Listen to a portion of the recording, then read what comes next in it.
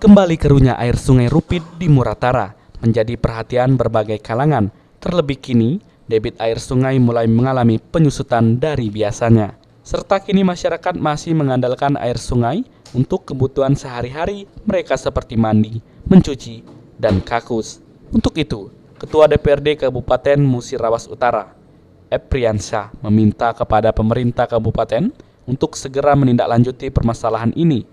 Karena menurutnya kondisi seperti ini sudah berdampak luas bagi masyarakat.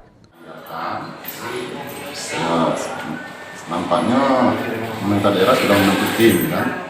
Tinggal ditindaklanjuti. Ini harus segera ditindaklanjuti, karena kesian masyarakat sudah berharap airnya jernih.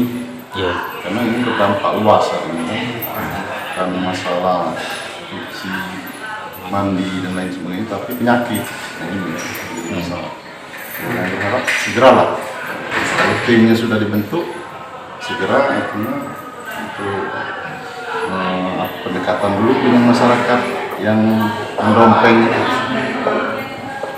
Kita panggil dulu gimana solusinya, ya apa dibuat kooperasi kayak kan, buat solusinya cak mana, ya tergantung pemerintah daerah lah kesepakatannya kan.